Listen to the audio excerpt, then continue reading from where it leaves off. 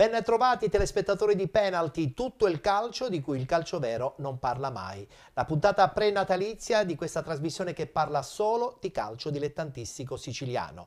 Nella puntata odierna, mister Mirko Frausciana, allenatore del Gela, SSD Gela per essere più esatti, che partecipa al campionato di promozione. Ciao Mirko, ben trovato. Grazie, buonasera. È stata una partita un po' strana quella di domenica, praticamente non si è conclusa, la recupererete giovedì, la partita che comunque vi vedeva vincenti 2-0, quindi a conferma del buon stato di forma e anche del fatto che siete attualmente primi in classifica. Sì, è successo domenica un episodio raro che purtroppo capita, di fatto l'arbitro è stato colpito involontariamente da una palla e per tutto, diciamo, le cause conseguenziali a questa pallonata ha riportato delle vertigini che l'ha costretto alla fine del primo tempo a non continuare la partita. Immagino, però insomma siete pronti per affrontare questi secondi 45 minuti Sì, la recupereremo in vantaggio domani, anche già di 2 gol. La recupereremo domani che è giovedì perché la Lega ha imposto questo recupero, prima voleva chiudere il campionato, cioè Tutti i gironi. i gironi di andata prima delle feste natalizie e quindi domani ci vede riprendere la partita a Scordia, la parte del secondo tempo. Ma che campionato sta facendo questa SSD Gela? Squadra a rivelazione neopromossa, bisogna essere soddisfatti, anche se poi a Gela c'è, secondo me, un po' di confusione di squadre, eccellenza, promozione e prima categoria. Tutti chiedono perché 3 squadre? Certo non sei tu che dovresti darci una risposta, però ci sorge spontanea questa idea di vedere comunque la realtà di Gela presente, almeno solo con una forte squadra, magari tra i professionisti, perché insomma Gela sappiamo benissimo che trascorso ha.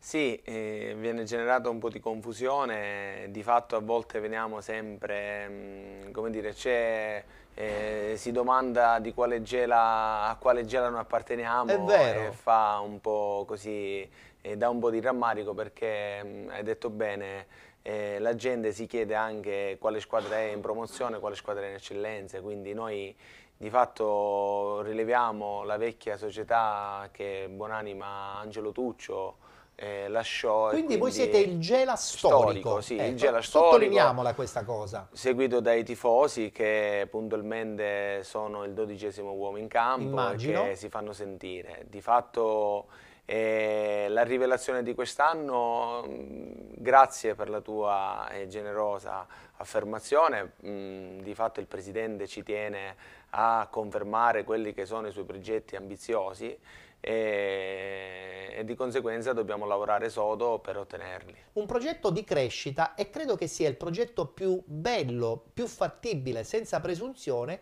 ma con i piedi per terra. Sì, assolutamente, è una società strutturata bene, dove ha un obiettivo fisso, si lavora giorno dopo giorno e diciamo, i ragazzi che indossano la maglia del Gela sanno che comporta notevole sacrificio agli allenamenti, perché noi ci alleniamo come se fossimo nei campionati professionistici, ovvero ci alleneremo 5 volte alla settimana. Sono tanti, certo, quindi soprattutto per i dilettanti. Chiediamo il massimo impegno ai ragazzi e il senso di appartenenza a questo Gela che vuole ritornare nelle categorie decisamente più importanti. In questo girone D del campionato di promozione avete un'altra squadra che vi sta battagliando, che è l'FC 2011 Mister Bianco. Io direi che ce ne sono anche più di una? Il Mister Bianco. Io includerei l'Atletico Catania, includerei il Vittoria. Sì, giusto.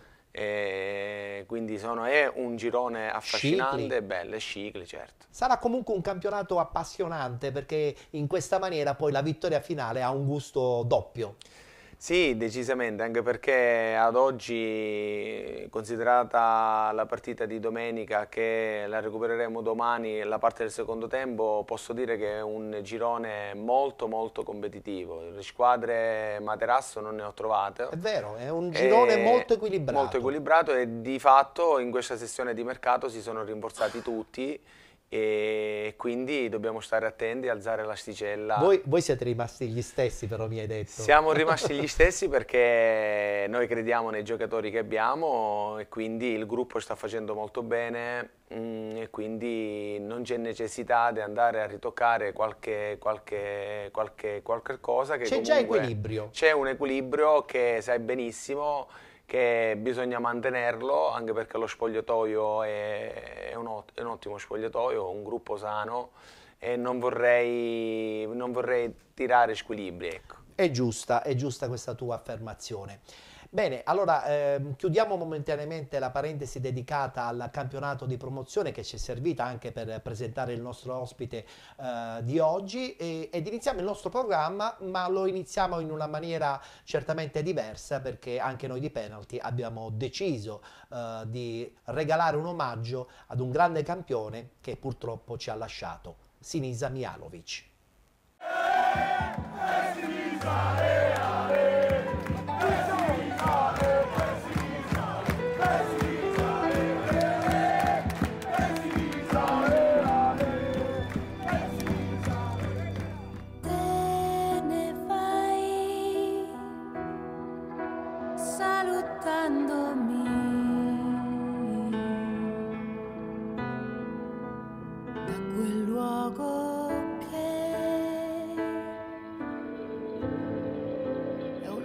Senza te,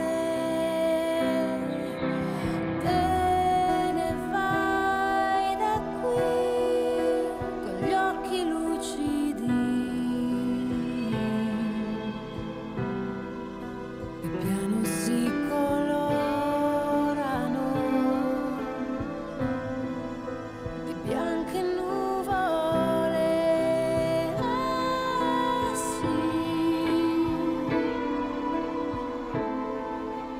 Penserò così, ti dico ciao, ma so che è un addio, c'è molto di te e sento anche il mio.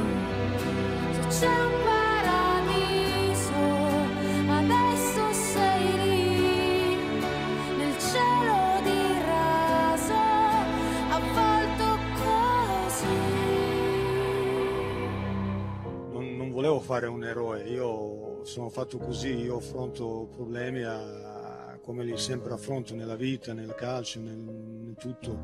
Non mi piace scappare, mi piace affrontare, se c'è un problema lo affronto. È vero che, sai, quando ti arriva una notizia del genere pensi uno come me, forte, non si può mai ammalare, poi magari succede quello che è successo a me e prendi una bella botta, perciò comunque 2 o 3 giorni sono passati male, non stavo bene, però stavo da solo e facevo di tutto di più. Poi dopo, una volta tirato fuori tutta la negatività, ho ripreso e ho cominciato a fare quello che devo fare, e l'ho fatto perché è il mio unico modo per poter affrontare le cose, petto in fuori e andare avanti, guardarle negli occhi, e quello che ho fatto io ho fatto, ma perché guardando allenamenti, andando allo stadio e tutto, dopo mi faceva sentire vivo.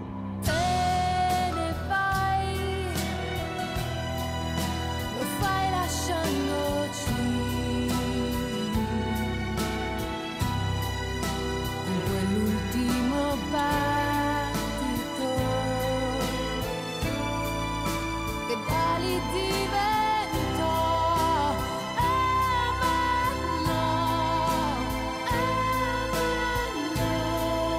dall'ultimo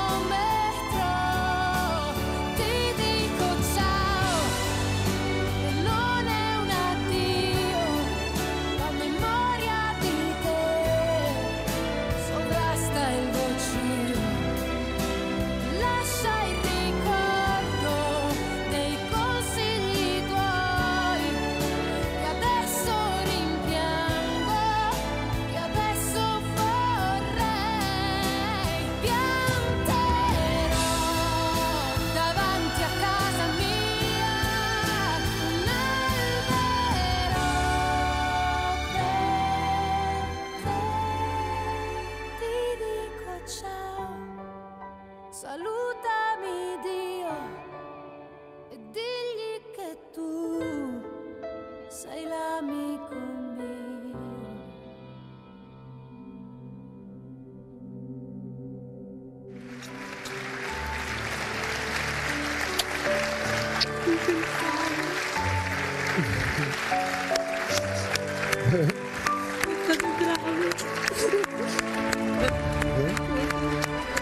Siete bravissimi.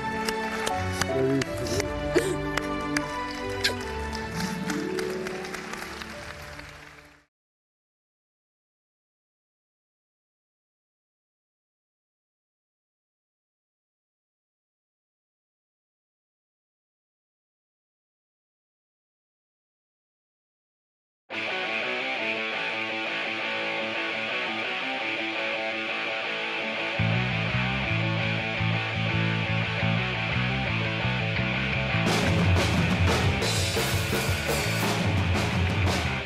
Il ricordo indelebile di Sinisa Mihajlovic qui all'interno di Penalty, grande uomo, grande giocatore e anche grande allenatore. In questo weekend due notizie hanno in un certo senso contrassegnato il mondo dello sport: la scomparsa del giornalista Mario Sconcerti, grande maestro, e soprattutto anche in questo caso una notizia positiva, la vittoria straordinaria dell'Argentina con un Messi super in una partita storica, e credo che anche tu sei d'accordo. La partita di domenica, una finale mondiale tra Argentina e Francia, ormai è stata veramente battezzata la partita del secolo.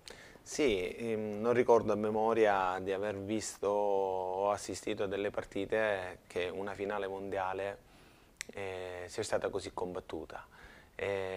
Ricordavano nell'86 la finale mondiale Argentina-Germania, quando rimondò 2-2 la Germania. Però poi ci fu lo zampino di Maradona e di Burruchaga che rimisero tutte le cose a posto. Qua ieri, domenica, è stata veramente una partita emozionante. Una vera partita degna da finale mondiale. Sì, sì. Bene. Voltiamo pagina, perché noi, come tutti ben sanno, non parliamo soprattutto di calcio professionistico, ma parliamo soprattutto di calcio dilettantistico. Pertanto iniziamo subito con il campionato di Serie D.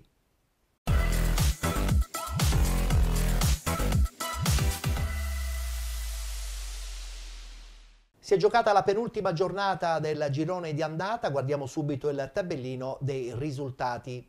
Real Aversa Mariglianese 2-2, Licata Calcio batte Ragusa Calcio 1-0, Trapani FC batte Vibonese 2-1, Cittanova batte Canicattì 1-0, Città di Aciriale batte Paternò Calcio 3-0, pareggio tra FC Lamezia Terme e Città di Sant'Agata, Santa Maria Cilento batte Catania 2-1, San Cataldese Locri 1909 1-1. Sconfitta un po' indolore per quanto riguarda il Catania, perché la distanza rispetto alla seconda continua ad essere abissale. Ma guardiamo la classifica.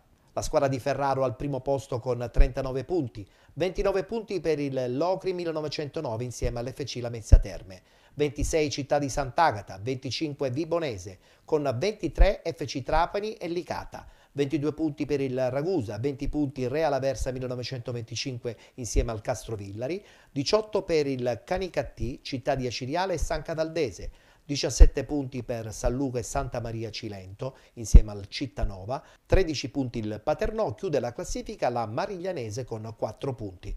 Ricordiamo che il San Luca deve recuperare 2 partite, mentre una partita ancora da recuperare per FC Trapani, Licata Calcio, Castrovillari e Santa Maria Cilento. Si ritorna in campo oggi pomeriggio per il turno che chiude il girone di andata. Guardiamo il tabellino. Catania FC Trapani, Città di Sant'Agata Città di Aciriale, Cittanova FC Lamezia Terme, Licata Calcio San Luca, Locri 1909 Real Aversa 1925, Paternò Calcio San Cataldese, Mariglianese Santa Maria Cilento, Vibonese Calcio Ragusa Calcio ed infine Castrovillari Canicattì, che verrà recuperata il 25 gennaio. E partiamo proprio da questo Catania di Ferraro alla sua prima sconfitta stagionale. Mirko, i giochi sono fatti, però perdere una partita in questa maniera contro il Santa Maria Cilento non riusciamo a capirla.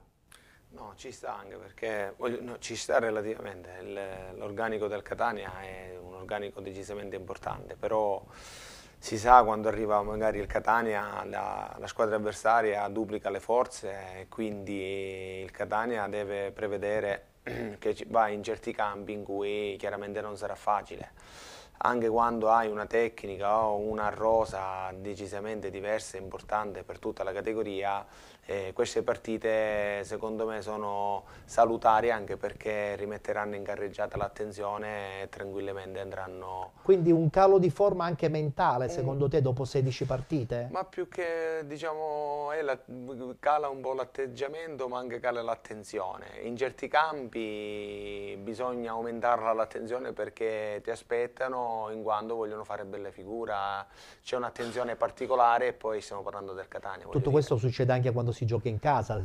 Comunque, sì, vengono a difendersi, guai a affrontare il Catania a viso aperto, perché sanno che comunque la qualità tecnica è superiore. È superiore. Guardiamoci gli highlights e anche le interviste post partita.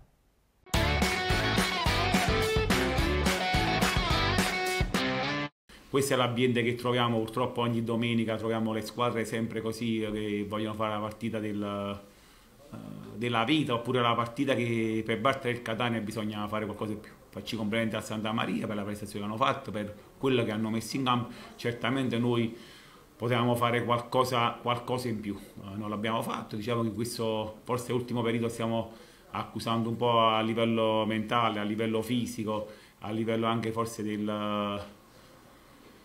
della classifica corposa che abbiamo, con tanti punti di vantaggio. Bisogna adesso di cambiare un po' al punto di vista mentale, al punto di vista nella gestione. Per questo alla fine, perché è fondamentale che, vedendo la classifica adesso che abbiamo 10 punti avanti, è una classifica importante, perché alla fine se oggi arriviamo a questo punto del campionato, prima della giornata di ritorno con 10 punti avanti, penso che tutti quanti pensavamo che avevamo un grande Catania, abbiamo fatto un grosso campionato. Per questa sconfitta, che sicuramente la prendiamo, la assorbiamo, bisogna ripartire da mercoledì, di cominciare a rifiatare qualcosa, e poi nel giro di ritorno andare bene, questo sicuramente. Al di là dei moduli, al di là degli interpreti, è importante avere lo spirito che oggi in alcuni frangenti ci è mancato. Siamo stati un po' troppo nervosi in alcuni momenti, avevamo forse nella gestione avere diversamente, anche se abbiamo preso 2 gol fortuiti. Abbiamo preso il primo gol per una disattenzione difensiva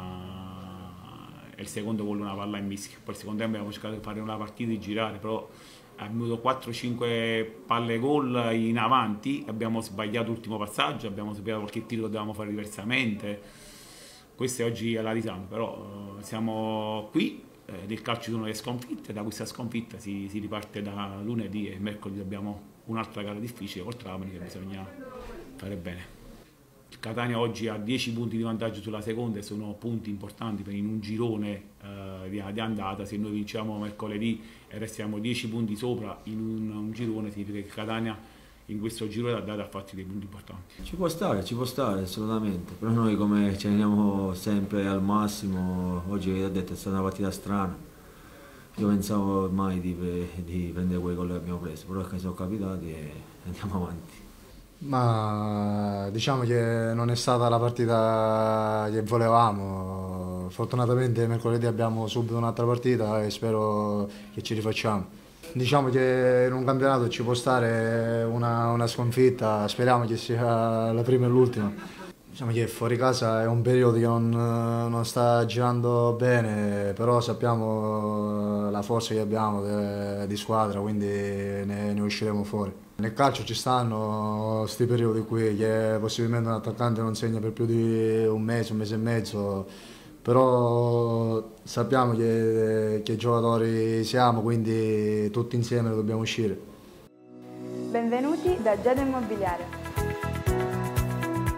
La professionalità come punto di partenza, la qualità dei servizi come riferimento essenziale. Tutto questo è Giada Immobiliare di Giuseppe D'Antone. Servizi di compra-vendita ed affitti, supporto per concessioni mutui e consulenza finanziaria. Ed inoltre assistenza partecipazione ad aste giudiziarie e consulenza tecnico-legale.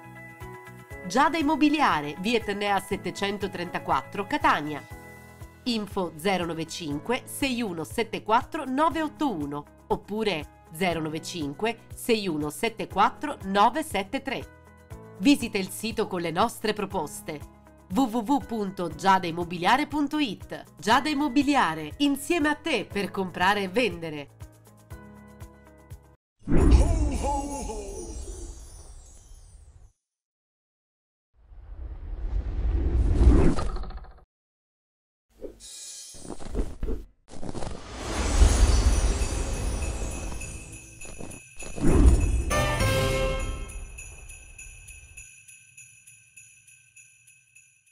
Vorrei parlare adesso di due belle realtà siciliane, Licata e Ragusa, che si sono incontrate, è finita con la vittoria del Licata 1-0 proprio nei confronti della Ragusa. Due realtà dove si sta lavorando con tranquillità, non c'è l'assillo del risultato, questo incide possibilmente, no? Perché le due squadre si esprimono in maniera molto più tranquilla, senza stress. Sì, conosco bene le due realtà anche perché sono vicini a Gela e hai fatto un'osservazione sacrosanta. Ottimo il lavoro di Reciti, così come ottimo il lavoro di Romano, i quali fanno esprimere le loro squadre decisamente un calcio interessante.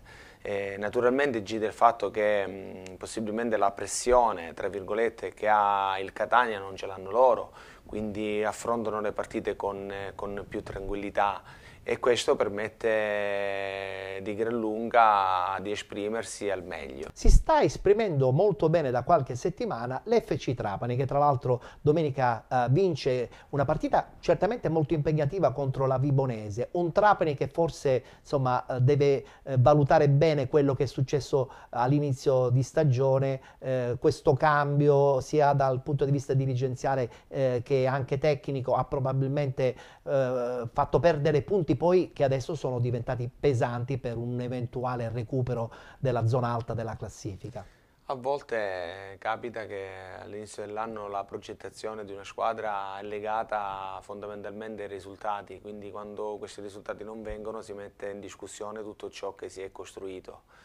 E bisogna avere pazienza, bisogna avere soprattutto fiducia nelle persone che si scelgono perché molte volte il lavoro paga e bisogna attendere anche diverse giornate per far sì che comunque le qualità, il lavoro emerga. Sottolineerei anche non solo l'FC Trapani, anche l'ottimo lavoro della San Cataldese con il mister Pietro Infantino che ha risollevato le sorti di una squadra che a mio giudizio potrà tranquillamente salvarsi. Condivido assolutamente, tra l'altro pareggi sì in casa, ma pareggi in casa con il Locri, quindi è la dimostrazione che il lavoro appunto di Pietro Infantino sta veramente incominciando a dare i frutti, perché i punti adesso diventano pesanti contro squadre di una certa qualità. Assolutamente, anche perché diciamo che è una squadra molto giovane, una società decisamente sana che punta sempre al mantenimento della categoria e lo fa, devo dire, abbastanza bene. Pareggia invece in casa 2-2 nello scontro importante contro il Città di Sant'Agata, l'FC Lamezia Terme. Guardiamoci gli highlights e le interviste post partita.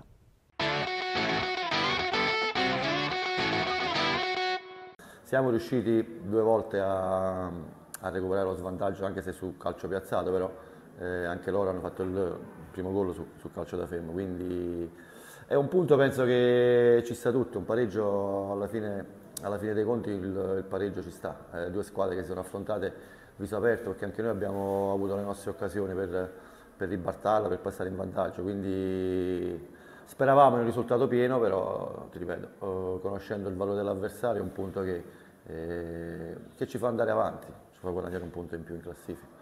Diciamo che sono state 2 o 3 partite in una, perché c'è stato un momento dove abbiamo avuto noi la supremazia e loro si sono abbassati, abbiamo messi, diciamo, la loro metà campo e viceversa. Ti ripeto, è stata una partita giocata a un buon livello tecnico da tutte e due le squadre. Siamo stati bravi a recuperare subito i 2 gol di svantaggio, quindi caratterialmente, emotivamente è stata una partita che abbiamo interpretato bene. Sicuramente un po' più di qualità serviva per poterla portare a casa, questi 3 punti. Abbiamo un gruppo di ragazzi veramente eccezionale che abbiamo comunque 29 punti, non è che stiamo facendo un campionato, sì, alle volte questa squadra è valorizzata poco, perché siamo nel girone del Catania, quindi 10 punti, negli altri gironi 31, 32, 33 sono le prime in classifica, quindi con 29 punti sei là per poter giocarti il campionato. Noi 2 anni fa, quando abbiamo vinto a Messina, abbiamo girato a 33 e poi abbiamo vinto il campionato, quindi pensando che non è finito ancora il girone d'andata, ripeto, è una squadra che dovrebbe essere forse un po' più valorizzata per quello che sta facendo, nonostante abbiamo avuto dei passaggi a vuoto, però noi che le alleniamo tutti i giorni sono ragazzi che hanno una gran voglia di crederci fino alla fine.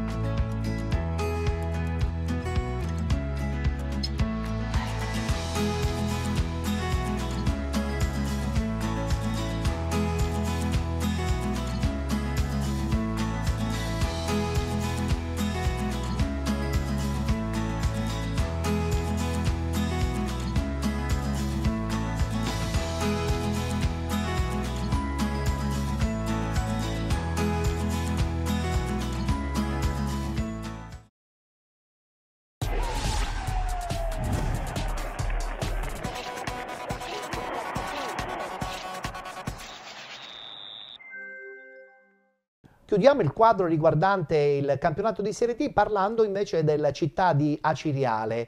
La batosta di Trapani è già stata messa nel dimenticatoio, una partita contro il Paternò che diventava da dentro fuori per entrambe.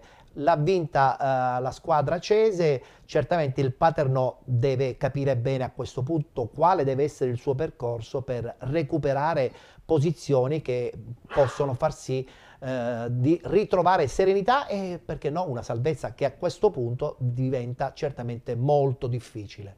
Sì, vittoria dentro fuori, è una partita delicatissima, che a mio giudizio la Cireale ha messo in cascina 3 punti decisamente importanti e dava soprattutto quella tranquillità necessaria per affrontare le partite a seguire, con la consapevolezza di avere una forza decisamente importante. C'è tutto il girone di ritorno, pensi che possa essere sufficiente per recuperare posizioni? Ma il calcio è un'incognita, quindi la Serie D è decisamente complessa, soprattutto perché le squadre che vogliono entrare nei playoff e chi comunque vuole tirarsi fuori dai play-out metteranno di tutto, anche rinforzandosi, quindi sarà tutto un altro campionato. Vedremo quello che succederà. Per intanto si gioca oggi pomeriggio l'ultima giornata del girone di andata e poi si ritornerà in campo tutti il giorno 8 gennaio. Adesso ci fermiamo, c'è una pausa pubblicitaria, tra poco rientreremo in studio e parleremo come al solito dei 2 gironi del campionato di eccellenza. A tra poco.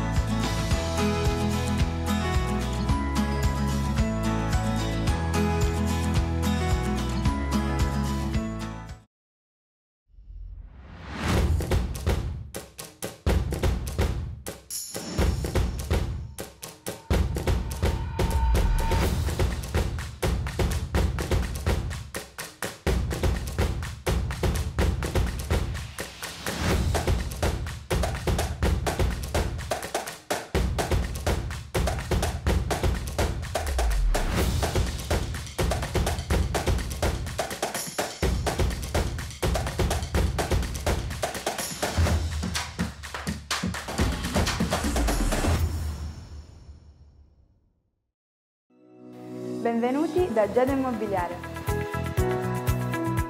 La professionalità come punto di partenza, la qualità dei servizi come riferimento essenziale. Tutto questo è Giada Immobiliare di Giuseppe D'Antone. Servizi di compravendita ed affitti, supporto per concessioni mutui e consulenza finanziaria. Ed inoltre assistenza partecipazione ad aste giudiziarie e consulenza tecnico-legale. Giada Immobiliare, via Etnea 734, Catania. Info 095 6174 981 oppure 095 6174 973. Visita il sito con le nostre proposte www.giadaimmobiliare.it. Giada Immobiliare, insieme a te per comprare e vendere.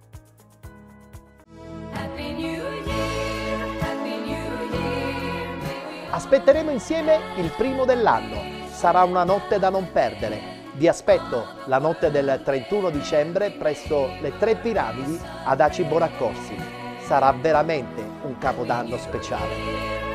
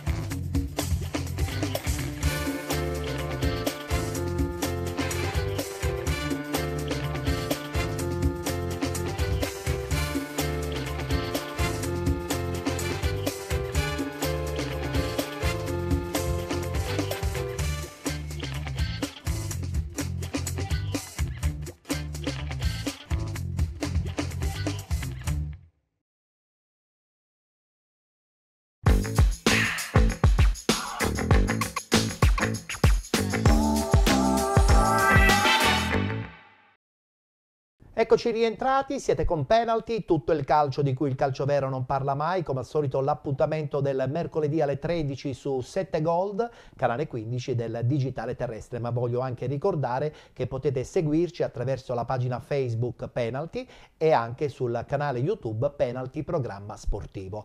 Ospite di questa puntata pre-natalizia il mister dell'SSD Gela che partecipa al campionato di promozione Mirko Fausciana.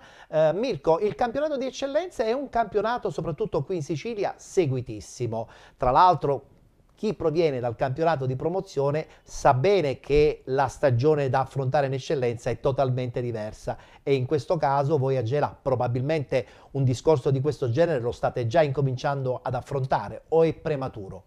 No, è prematuro, però lo viviamo perché di fatto milita in eccellenza la nostra cugina, che è il Gela FC, nel senso che gioca nel girone B dell'eccellenza. Sì. E quindi seguiamo direttamente anche diciamo una categoria. Avete voglia di derby? No, più che altro se il GLFC spero che comunque riesce a salvarsi, anche perché è sulla buona strada. Sì, è vero, è vero. Quindi credo che la società abbia messo serie ambizioni per poter di salvare una categoria decisamente importante. Ma prima di parlare del girone B, parliamo del girone A e parliamo chiaramente di questa Acragas che si laurea campione d'inverno.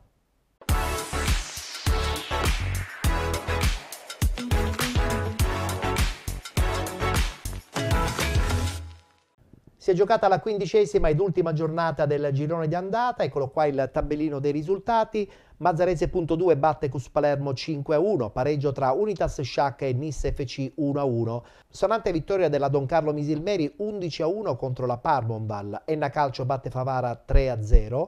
Mazzara Calcio batte Casteldaccia 2-1, vittoria fuori casa dell'Agragas 2018 contro il Resultana 3-0, pareggio tra Leonfortese e Oratorio San Ciro e San Giorgio ed infine Nuova Città di Gela che vince in casa 3-0 contro il Castellammare. E come ho detto poc'anzi, la squadra di Nicola Terranova si laurea campione d'inverno al primo posto con 36 punti, 35 per l'Enna Calcio, 32 Don Carlo Misilmeri, 31 Pro Favara, con 28 punti il Mazzara, 27 Mazzarese.2, 24 punti Unitas Sciacca, 20 Casteldaccia, con 19 Nis FC, 17 punti per il Castellammare, 16 per la Leonfortese, 14 punti Oratorio San Ciro e San Giorgio, 9 punti Nuova Città di Gela, 8 per Resultana San Lorenzo e Cus Palermo, chiude la classifica la Parmonval con 5 punti. Un Akragas dunque che si conferma anche se alle sue spalle l'Enna di Pippo Strano continua a premere. Un Akragas che vince fuori casa 3-0, un Akragas che a questo punto deve fare i conti soltanto con l'Enna oppure la Don Carlo Misilmeri, tra l'altro settimana scorsa con l'esonero di Utro ha deciso di rilanciare. Certamente l'11-1 contro la Parmonval gioca poco, però è anche vero che ha dimostrato che la squadra vuole ritornare ad essere competitiva per un girone di ritorno che a questo punto potrebbe diventare abbastanza ingarbugliato.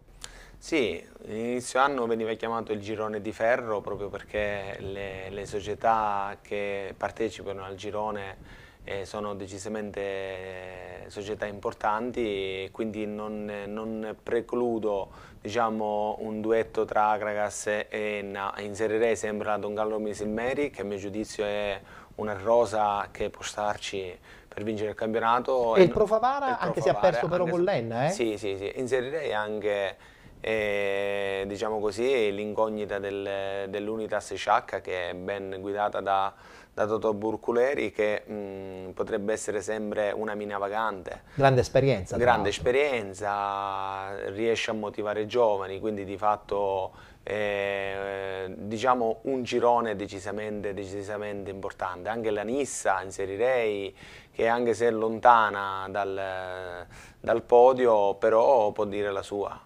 Vedremo cosa succederà. Per intanto guardiamoci comunque gli highlights e le interviste post partita proprio dell'Akragas 2018 che vince 3-0 contro la Resultana San Lorenzo.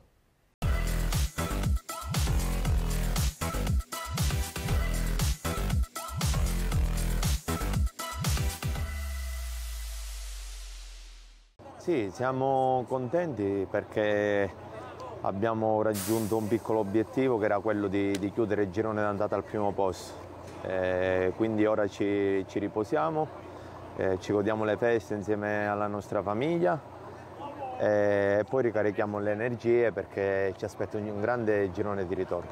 Per i primi 15 minuti, 20 minuti sapevamo di incontrare una squadra che soprattutto qui in casa in un campo sintetico, campo veloce, quindi siamo stati bravi subito ad adattarci, a mettere nel primo tempo già la partita nel canale che volevamo, quindi come detto un grande sforzo in questa settimana, abbiamo giocato 3 partite molto intense, 2 con il Misilmeri sia in campionato che in Coppa ed era importante dare continuità oggi. Sì, abbiamo chiuso una settimana positiva, siamo partiti con la domenica contro il Misilmeri dopo la sconfitta di Enna dove le tensioni erano alte, siamo riusciti a lavorare bene, a lavorare in sinergia con tutto l'ambiente, con tutta la società, abbiamo raccolto il massimo. Chiaro che essere primi oggi serve solo alle statistiche, l'obiettivo dell'Akragas è vincere il campionato, arrivare primi ad aprile. Abbiamo fatto un grande girone d'andata, probabilmente abbiamo perso qualche punticino che non era in preventivo, però tutto sommato diciamo che il percorso è positivo. Mi aspetto di confermare quello che di buono abbiamo fatto in questo girone d'andata, di andare a livellare e a limare quello che ancora c'è da limare e poi chiaramente credo che il campionato ci sia alla fine punto a punto. A livello mentale dobbiamo affrontare tutte le partite come quelle di Miselmeri, perché altrimenti se abbassiamo il ritmo poi diventiamo una squadra vulnerabile. Benvenuti da Giada Immobiliare. La professionalità come punto di partenza, la qualità dei servizi come riferimento essenziale. Tutto questo è Giada Immobiliare di Giuseppe D'Antone. Servizi di compravendita ed affitti, supporto per concessioni mutui e consulenza finanziaria. Ed inoltre assistenza partecipazione ad aste giudiziarie e consulenza tecnico-legale. Giada Immobiliare, via Etnea 734, Catania. Info 095 6174 981 oppure 095 6174 973. Visita il sito con le nostre proposte www.giadaimmobiliare.it. Giada Immobiliare, insieme a te per comprare e vendere.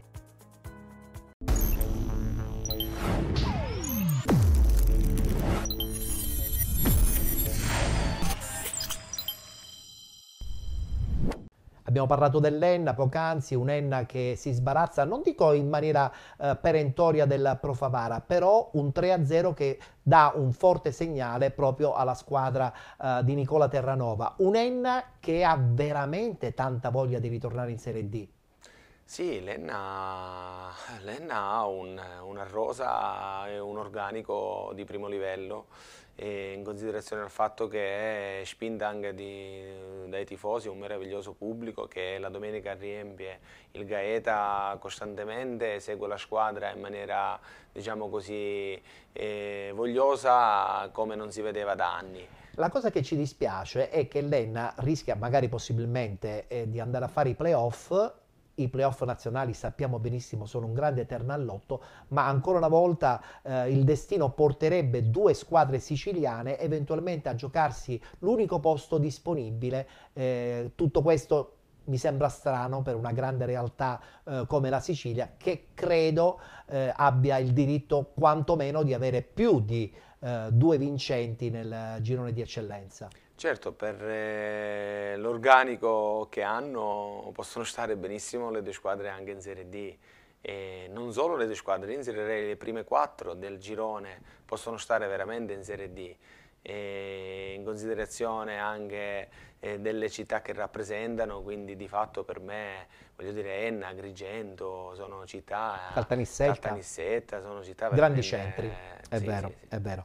Abbiamo parlato poc'anzi effettivamente dell'Unitas Sciacca, distante soltanto 4 punti dalla zona playoff. Nel frattempo sono già partite le immagini del pareggio 1-1 in casa contro la Nissa. Hai detto bene, questa Unitas Sciacca può veramente essere un po' la mina vagante di questo girone A del campionato di eccellenza. Sì, sì, lo ribadivo poc'anzi, anche perché di solito si guardano soltanto le prime in classifica, però ci sono squadre che pur attardate e avendo un organico decisamente meno attrezzato rispetto alle prime stanno facendo un grande campionato. Però dalla loro hanno comunque un pubblico ed una tradizione considerevole, perché sappiamo benissimo che Sciacca è capace di portarti 5.000 persone allo stadio. Sì, e questa è una grande forza per una società che vuole rilanciarsi.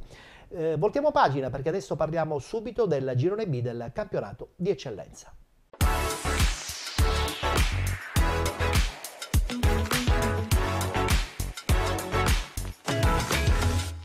Anche qui si è giocata la 15ª ed ultima giornata del girone di andata. Questi risultati: Santa Croce batte Acicatena 3-0, Ionica FC Mazzarone 3-3, Milazzo batte Virtus Ispica 2020 1-0, Nuovi Gea Virtus batte Modica 2-1, sonante vittoria anche per il Città di Taormina 6-0 contro il Palazzolo, vittorie fuori casa del Real Siracusa Belvedere 2-1 contro la Nebros, vittorie fuori casa anche per il Città di Comiso 2-1 contro il Rocca Acquedolcese ed infine Siracusa Calcio batte Leonzio 1909 4-1. Nuova Egea Virtus che si laurea campione d'inverno al primo posto dopo 15 giornate. Eccola qui la classifica. Nuova Egea Virtus 34 punti, 32 Città di Taormina, 30 punti Modica Calcio, 29 Siracusa Calcio, con 24 Rocca Acquedolcese, 23 punti Leonzio 1909, 22 Nebros, 21 Real Siracusa Belvedere, 20 Ionica FC, con 19 Mazzarone Calcio, 18 punti per Santa Croce Città di Comiso, 16 per il Milazzo, 10 punti SC Palazzolo. Ed infine chiudono la classifica con 9 punti la Virtus Ispica 2020 ed il Città di Acicatena con 7 punti. Parliamo del big match che si è giocato a Modica con questa nuova IGA Virtus che sbanca Modica un po' anche inaspettatamente. Sì, inaspettatamente, anche perché hanno fatto un ottimo mercato entrambe le squadre, in particolare il Modica ha preso Mincica, Ponzebon. Devo ammettere che le rose sono decisamente importanti per la categoria. Una sconfitta che comunque non pregiudica assolutamente il cammino in prospettiva di vittoria finale per la squadra di Giancarlo Betta, perché anche se si è perso uno scontro importante contro la nuova IGA Virtus, sono soltanto 4 i punti potenzialmente da recuperare e ancora c'è tutto il girone di ritorno e sappiamo benissimo che gli incastri negli scontri diretti poi diventano fondamentali. E non solo, anche perché il girone di ritorno è tutt'altro che un altro campionato, in quanto il mercato permette a chi si deve rinforzare o chi di deve rivoluzionare la rosa. Ricordando che il Modica l'anno scorso, distante circa 9 punti dalla vetta, vinse il campionato proprio nello scontro diretto dell'ultima giornata contro il Mazzarone. Perché si rinforzò a dicembre e fece 17 vittorie di fila. È tutto dire questo, è vero. Sentiamoci le interviste post partita dopo la vittoria appunto della nuova IGA Virtus contro il Modica Calcio.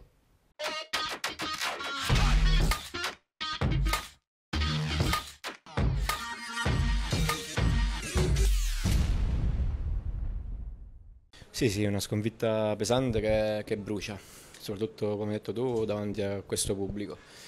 Però è chiaro che dobbiamo ripartire già da martedì, sfruttando questa sosta natalizia.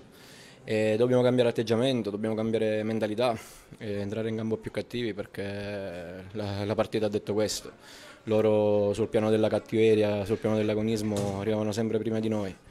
E quindi da lì secondo me dobbiamo ripartire e affrontare tutto il giorno di ritorno con una mentalità diversa da quello dell'andata. Però dobbiamo acquisire personalità e quando ci sono queste partite poi è quella che fa la differenza. Però come ti ho detto prima il giorno di ritorno è tutta un'altra storia e dobbiamo cambiare atteggiamento. Sicuramente qualcosina da rivedere c'è. Però oggi onestamente abbiamo incontrato una squadra importante, una squadra che soprattutto il primo tempo ci ha messo in difficoltà e noi abbiamo avuto un'ottima reazione dopo che siamo passati in 10 uomini e stranamente ci abbiamo creduto fino alla fine, però purtroppo non ce l'abbiamo fatta. Onestamente però dobbiamo fare i complimenti agli avversari. Loro hanno aumentato i ritmi e noi sinceramente soprattutto il primo tempo eravamo tra virgolette in balia dell'avversario e nonostante questo non avevamo rischiato tanto, poi abbiamo preso 2 gol, uno allo scadere del primo tempo e uno all'inizio del secondo tempo. Un'altra squadra avrebbe mollato, noi grazie anche al pubblico, grazie veramente alla cornice che c'era oggi ci abbiamo messo tutto quello che potevamo mettere, però non è bastato. Il primo tempo non abbiamo corso poco, loro correvano di più e quindi ci siamo allungati, ci hanno allungato proprio perché dovevamo avere più intensità e più corsa. Purtroppo non eravamo sempre distanti dalla palla, ci hanno sottoposto un'intensità che non abbiamo saputo reagire. Poi la disattenzione all'ultimo minuto del primo tempo, una disattenzione grave perché devi controllare la partita lì e invece su una palla che noi dobbiamo gestire, ma quelli sono gli episodi, diciamo, se andiamo invece ad analizzare il contesto della partita è che loro hanno corso più di noi in ogni caso. Noi poi quando restare in 10 ci ha costretto ad accorciare perché dovevamo stare per forze cose più corti, è uscita fuori la squadra, quello che sa fare normalmente, è tornata a fare quello che normalmente è il nostro gioco, ecco, ma tutto questo è successo quando l'arbitro con l'espulsione ci ha costretto a stare in 10 e quindi siamo andati ad accorciare e abbiamo fatto bene, il primo tempo troppo lunghi. Noi abbiamo giocato tutte le partite col 4-3, cambiare col senno del poi, cambiare modulo proprio oggi, se perdi la partita dici come mai hai cambiato modulo oggi. Le 2 punte noi le usiamo in genere in queste situazioni di vantaggio da recuperare, ecco, ma andare a cambiare proprio il trequartista oggi prezzabile, che viene da un periodo tra l'altro positivo, sarebbe stato anche un rischio cambiare. È chiaro che il modulo è quello, dobbiamo cercare di trovare gli interpreti migliori. Diciamo che forse i giocatori che sono arrivati adesso chiaramente hanno bisogno anche di tempo per inserirsi, di trovare condizione, però ripeto, oggi abbiamo sbagliato il primo tempo, non abbiamo giocato da Modica, non abbiamo fatto quello che noi facciamo normalmente.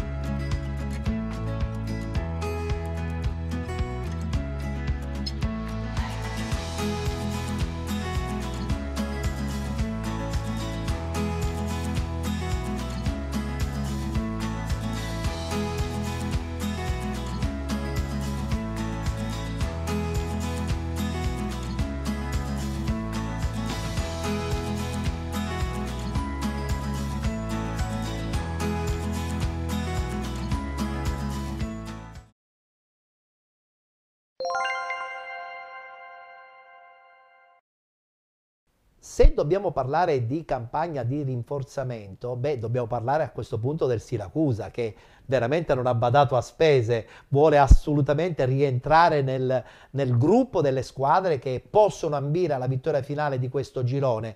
Io credo che il Siracusa sarà veramente brutto da affrontare nel girone di ritorno, per tutti. Sì, il Siracusa ha decisamente chiamato i senatori dell'eccellenza, perché ha chiamato un blocco che l'anno scorso hanno vinto il campionato a Canicattì, è andato sull'usato sicuro, e quindi a mio giudizio si candida per qualsiasi passo falso dovessero fare l'Igea.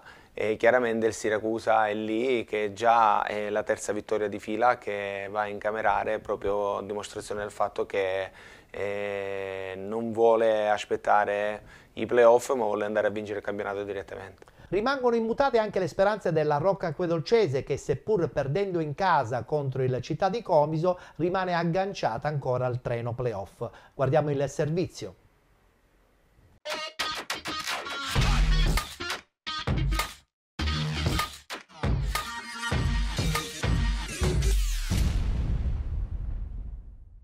Il 2022 del Città di Comiso si chiude con il botto, 8 punti conquistati nelle ultime 4 partite dai ragusani, che infliggono invece la terza sconfitta in sequenza ai rimaneggiati padroni di casa, scesi in campo privi di Agolli, Carroccio e Conti e con una panchina corta, visto anche le partenze di alcuni calciatori accasatisi altrove. E il Comiso a provarci subito per 2 volte, ma prima il tiro di Willer che si perde alto sulla traversa e poi la botta sempre del numero 11 arancioverde trova un super Caserta a negargli la gioia del gol. Il Rocca Acquedolcese prova a scuotersi al 19esimo, reclama un calcio di rigore su Chidi Chimo, ma il direttore di gara concede punizione al Comiso. Nonostante ciò insiste la squadra di Palmeri, al 23esimo passa, quando Genovese aggancia in aria il servizio dal fondo di Peppe Mazzuff e col sinistro spiazza Garzia, firmando così il vantaggio per i suoi e il suo 10° sigillo in campionato. Locali che nel finale di frazione provano a chiudere i conti e al 39esimo la punizione di Genovese è deviata in angolo dal portiere, ma al minuto 45 il Città di Comiso agguanta il pareggio con Diallo, che grazie a una conclusione acrobatica supera Caserta ristabilendo la parità. Per Diallo invece si tratta del 7° centro in campionato. Nella ripresa però il Rocca Acquedolcese potrebbe riportarsi in vantaggio, ma prima Scolaro da pochi passi spara alto sulla traversa e poi Cangemi dal limite dell'area non centra la porta per centimetri. Bersaglio che sul ribaltamento di fronte non trova nemmeno la punizione di Barsio, terminata a fil di palo.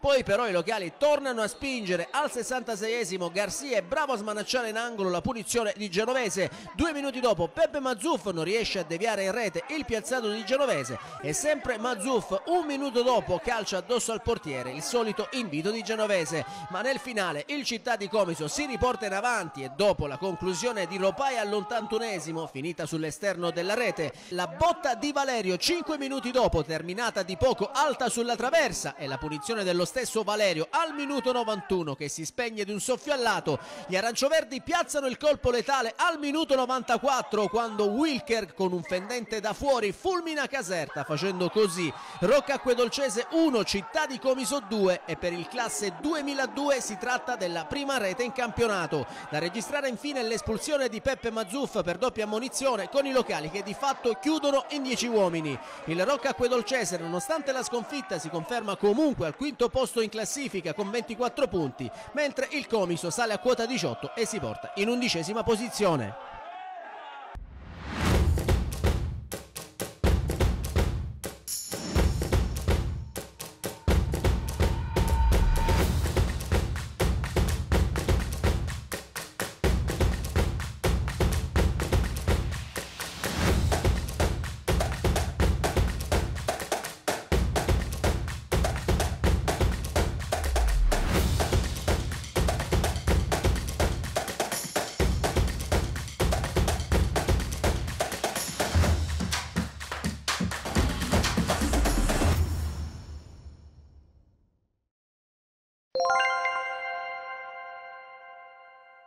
Abbiamo dunque concluso lo spazio riguardante il campionato di eccellenza, ma come al solito arriva puntuale la cartolina di Giampaolo Montineri.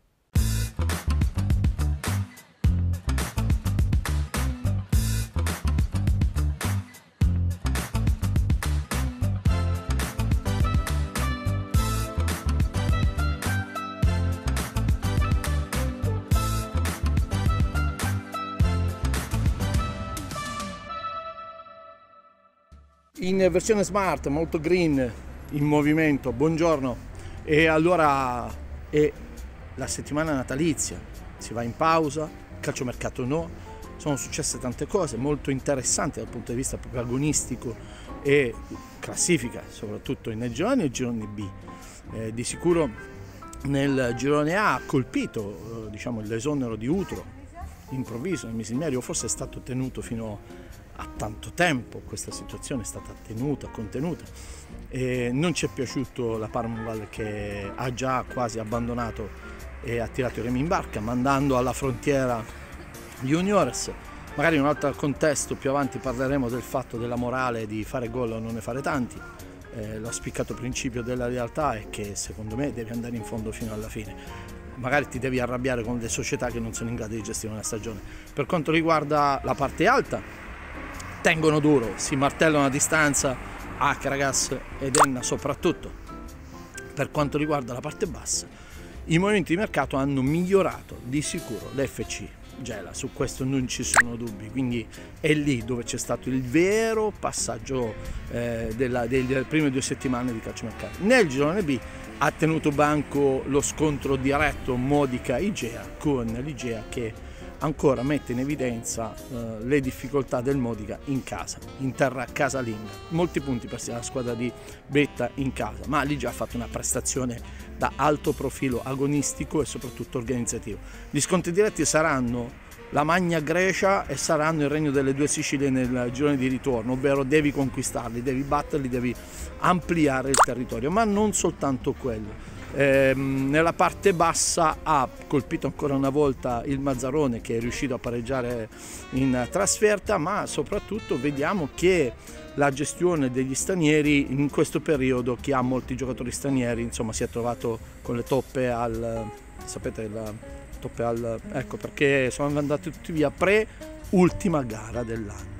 Quindi si deve anche valutare bene quando si fanno le squadre, soprattutto quando si pensa che sono la salvezza, forse.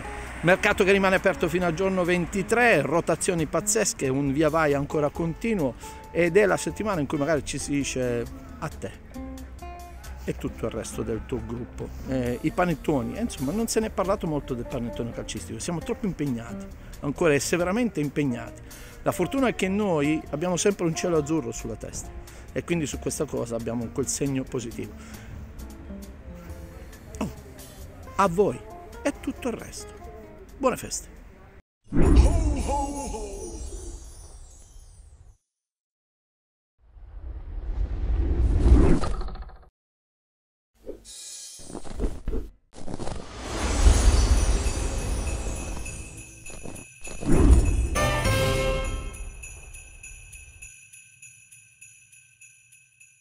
Siamo alle battute finali, voglio ritornare a parlare di questo Gela. Qual è il sogno nel cassetto di Mirko Fausciana? Ma se si può dire, vorrei... Si può dire. vorrei riportare il Gela nelle categorie che conta. La vorrei fare insieme alla società, perché di fatto mi sento di dire che è una società che può necessariamente dire la sua, ed è strutturata bene, ed è una società molto seria, e quindi il mio impegno sarà quello di riportare nei giusti, è un sogno nelle giuste nel cassetto categorie. un po' ambizioso, nel senso che comunque Sognare bello non costa, pieno, sognare non costa nulla, Giusto. Però ci proveremo, anche perché è bello così, lo sport è bello anche per questo. No? Beh, stanno arrivando delle belle credenziali nei tuoi confronti, quindi vuol dire che stai lavorando per raggiungere degli obiettivi importanti. Poi è più bello perché se si vince in casa la soddisfazione è sempre doppia. Tu sei originario di Gela? Certo, io sono gelese, ho avuto per fortuna anche esperienze fuori e quindi... Quelle servono? Servono tantissimo, anche perché quando uno piace lo sport, in particolare il calcio, ovunque ti danno la possibilità di poter lavorare bene, io sarò pronto a valutarlo, ma il mio sogno rimane sempre quello di portare il Gela nelle categorie che conta insieme a questa splendida società. Per intanto ti auguro buon Natale e buona partita, perché domani giovedì recupererete questo incontro che si è interrotto appunto domenica, dopodiché pausa perché si ritorna in campo giorno 8. Sì, quindi domani ci aspetta il secondo tempo a Scordia, difenderemo o comunque andremo ad affrontare lo Scordia con l'atteggiamento giusto, come partite quello che dallo 0-2 dello a vostro 0-2, favore. sì. E poi ci aspettano un po' di riposo, perché i ragazzi sono serve per ricaricare le pile. Il Faremo problema è poi fare ritornare in campo la stessa intensità dopo Capodanno. Poi faremo di nuovo un richiamo alla preparazione, quindi di consuetudine si ripartirà, di conseguenza si ripartirà giorno 8 con la prima di campionato che ci vede contro il Pro Ragusa. Bene, allora buon lavoro e auguri chiaramente Grazie. a tutta la comunità di Gela, che so che Auguri. ci segue con tanto interesse. Auguri a tutti voi e grazie per avermi ospitato in questo splendido studio. Allora io voglio ringraziare ancora una volta Mirko Fausciana, allenatore del Gela, SSD Gela, che partecipa al campionato di promozione. Chiudiamo qui la puntata odierna del nostro programma e vi rimandiamo chiaramente alla prossima, perché come al solito anche durante le festività di Natale noi di Penalty vi continueremo a raccontare il calcio dilettantistico siciliano, seppur fermo. Grazie per essere stati con noi anche per questa puntata. Appuntamento alla prossima.